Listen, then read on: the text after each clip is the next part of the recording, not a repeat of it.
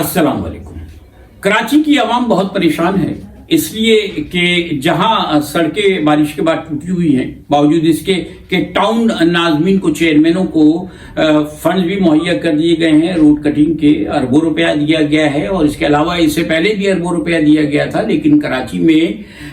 जो एक अजीब सी सियासत चल रही है कि टाउन नाजमीन जो है, जो कि कसीर तादाद में एक उस सियासी जमात से हैं कि जिसका मेयर नहीं है, तो टाउन्स जो हैं वो काम नहीं कर रहे हैं। इसी तरह से कराची में जो कीमतें हैं, कमिश्नर कराची की तरफ से जो कीमतें मुकर्रर की जाती हैं मुख्तलिफ ग्रोसरीज की, उनके क्या मामलात हैं जो बड़े संगीन हैं, उस पर हम आपसे बात करना चाहेंगे। सबसे पहले आपसे दरख्वास्त ये है कि हमारे चैनल को सब्सक्राइब कीजिएगा। ये जो सामने आपको बेल का निशान नजर आ रहा है, बेल आइकॉन नजर आ रहा है, इसको प्रेस कर दीजिए ताकि हमारी वीडियोज आपको बर वक्त मिलती रहें, और इस वीडियो को शेयर कीजिए और इस पर कमेंट्स भी कीजिए। कीमतों की बात करने से पहले तो हम आपको ये बताएं कि कराची में जो पानी भरा, सड़कें टूटी हुई हैं, इसमें याद रखिएगा जो टाउन नाज़मीन हैं उनका फर्ज बनता है कि वो अपने अपने टाउन के मामलात को संभालें। जहां तक बजट का ताल्लुक है, पैसा से की बात है, तो अरबों रुपया जो है वो टाउन नाज़मीन को फराहम कर दिया गया है और इसको फराहम किए भी खासा वक्त हो गया है। बारिश से पहले भी अरबों रुपया फराहम किया गया था, लेकिन नालों की सफाई नहीं की गई। आप और हम जानते हैं कि जो फाइनल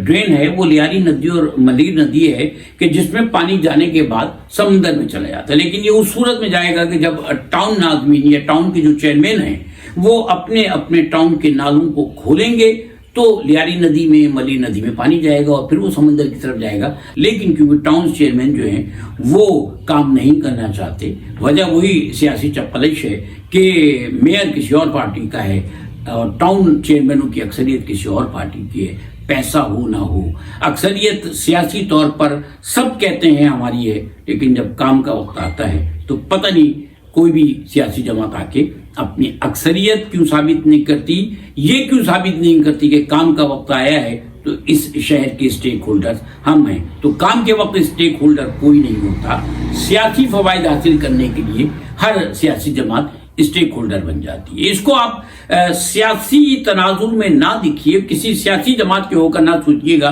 तो हकाइक आपकी समझ में आएंगे कि पैसा है। बारिश से पहले भी पैसा दे दिया गया था,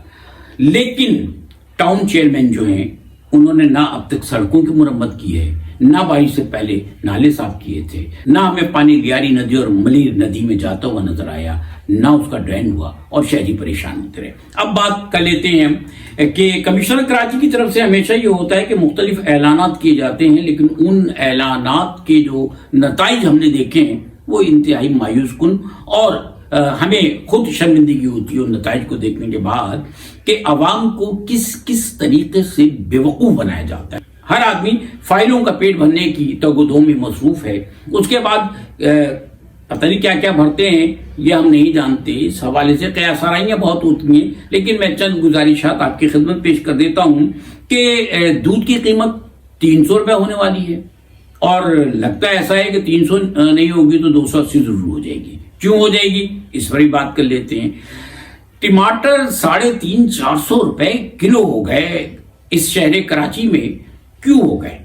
क्या कोई देखने वाला नहीं? जब टमाटर जो है वो मुख्तलिफ जगहों से इंपोर्ट होकर आ गए पाकिस्तान में, मंडी में मौजूद थे, सड़कों पे ठेले भरे हुए थे, मंडी में टमाटर भरे हुए थे। जब इतनी रसद है तो फिर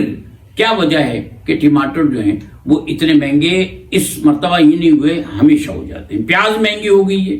इसी तरह से आलू महंगे हो गए और हैरत की बात फिर यह है कि सिंध में फसलें तबाह नहीं हुई हैं, सिंध में सैलाब नहीं आया है, सिंध में जमीनों को कुछ नहीं हुआ है, लेकिन इस हद तक फसलें तबाह नहीं हुई जिस हद तक बहाना बनाकर आढ़तियों ने सरकारी एहलकारों के साथ मिलकर, उन जिम्मेदारों के साथ मिलकर कि जो इस तमाम मामले में जवाबदेह होने चाहिए, उनके साथ मिलकर महंगाई का तूफान खड़ा कर दिया है। यह तूफान कई हवाले से हमेशा खड़ा होता रहा। मैं आपसे अर्ज करूं कि कराची के बाद बड़े जो डिपार्टमेंटल स्टोर हैं वहां आपको कमिश्नर कराची का कॉर्नर या उनके नाम से जो है सब्जी गोश्त के स्टॉल नजर आएंगे। मेरा जाती मुशाहिदा भी है, आप लोग भी रोजाना देखते होंगे, आप जाके देखिए کہ ایک گوشت کی لسٹ جو ہے وہ انہوں نے فریم پہ لگائی ہوئی ہے، وہ جو ان کا شوکیس ہوتا ہے جس میں گوشت رکھا ہوتا ہے، اس میں کمشنر کراچی کی طرف سے اگر ہم بیف کی بات کریں تو 750 روپے اور 950 روپے اس طرح سے کوئی قیمت لکھی ہوئی ہوتی ہے، یعنی ہڈی والا اور بغیر ہڈی والا، اور اسی کے نیچے بڑا جو ہے وہ 1650 روپے کلو کے حساب سے وہ گوشت بک رہا ہوتا ہے۔ کیا کوئی چیک کرنے والا نہیں ہے؟ جو لوگ جاتے ہیں، جب اسٹال کمشنر کراچی کے ہیں تو وہ سبزیاں جن کے پیکٹ بنے ہوئے ہیں، اگر 5 کلو کا آپ تول کے دیکھیے وہ 4 کلو 3.5 کلو 3.25 کلو نکلے گا۔ کیا کمشنر کراچی کے جو اہلکار ہیں یا کمشنر کراچی خود ہیں یا جو بھی ہیں ان کے ڈپٹی کمشنرز ہیں، ان کے اسسٹنٹ کمشنرز ہیں، دوسرا اسٹاف ہے، کیا وہ جانے کے بعد ان چیزوں کو چیک نہیں کرتا؟ انہیں فرصت نہیں ملتی کہ وہ جا کے یہ دیکھیں کہ ہمارے نام سے جو اسٹال لگے ہوئے ہیں وہاں پر کیا طوفان مچا ہوا ہے؟ اس شہر کے لوگوں کے ساتھ طرح سے ناانصافیاں ہو رہی ہیں۔ آپ سبزی منڈی میں جائیے، آپ مختلف جگہوں پہ جائیے، آپ دیکھیے کہ قیمتیں کس طرح آسمان سے باتیں کر رہی ہیں اور ناجائز طریقے سے کر رہی ہیں۔ آپ کمشنر کراچی کی جو ریٹ لسٹ ہوتی ہے اس کو چیک کیجئے اور اس ریٹ لسٹ کے مطابق آپ یہ دیکھیے کہ کیا اس شہر کراچی میں کبھی بھی آپ کو اس ریٹ لسٹ کے مطابق کوئی چیز مل سکی ہے؟ نہ ملنے کا مطلب یہ ہے کہ یہ کوتاہی بھی ہے، اور اس کے پیچھے کیا عوامل ہیں، کیا مفادات ہیں، اس پر میں بحث نہیں کرنا چاہتا، لیکن ہیں ضرور، اور یہ بات میں اگر کہہ رہا ہوں تو آپ بھی جانتے ہیں اور وہ تمام لوگ بہت اچھی طرح سے جانتے ہیں جو ذمہ دار ہیں۔ ان عوامل کی وجہ سے چند لوگوں کو کچھ فائدہ ضرور ہو جاتا ہے، لیکن اس کے بعد اس شہر کراچی کی جو کروڑوں کی آبادی ہے اس کو کیا نقصان ہوتا ہے یہ بھی آپ ذہن میں رکھیے۔ دیکھیں،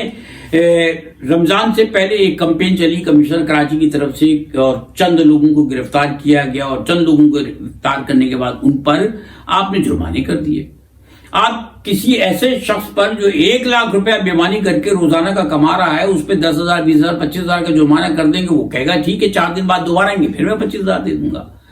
تو اس طرح کے جرمانوں کا کیا کوئی رزلٹ نکلا؟ آپ نے نمائشی طور پر فائلوں کے پیٹ بھرنے کے لیے آپ نے کچھ جرمانے کیے تھے، لیکن کیا اس رمضان میں فروٹ، سبزی، گوشت، دودھ، دوسری چیزیں جو بھی گروسریز کی ہیں کیا سستی ہوئی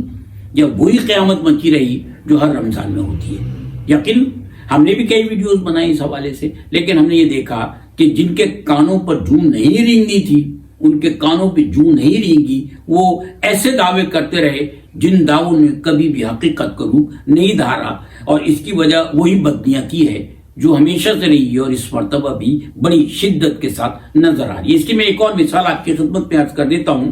کہ اب سے کچھ عرصے پہلے کمشنر کراچی کی ہدایت پر کراچی کے مختلف اضلاع سے 127 دودھ کے نمونے حاصل کیے گئے تھے۔ ان 127 دودھ کے نمونوں میں حیرت انگیز بات یہ کہ ضلع کورنگی سے جو 16 نمونے حاصل کیے گئے تھے ان میں سے 14 نمونے جو تھے ان میں ملاوٹ تھی، یا تو وہ جو آپ کہتے ہیں نا واشنگ پاؤڈر اس سے بنے ہوئے دودھ تھا، یا پھر وہ یوریا سے بنا ہوا دودھ تھا، نمکیات سے بنا ہوا دودھ تھا، پانی ملا ہوا دودھ تھا، یعنی 16 میں سے 14 نمونے جو تھے وہ ضلع کورنگی کے جو تھے وہ ملاوٹ شدہ یا جعلی تھے۔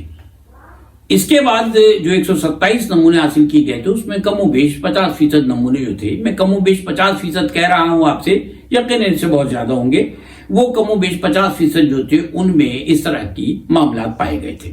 آپ یہ بتائیے کہ جس دن ہم نے یہ خبر سنی، یہ تمام معاملات ہوئے، اس کے 1 اور 2 دن کے بعد خبر یہ آئی کہ ایک اجلاس ہوا ہے دودھ فروشوں کے ساتھ، اور اس اجلاس میں انہوں نے بتایا کہ 283 روپے جو ہے وہ ان کی لاگت آتی ہے 1 کلو دودھ پر، اور اب دودھ کی قیمت جو ہے وہ 300 روپے اور 310 روپے کریں گے وہ،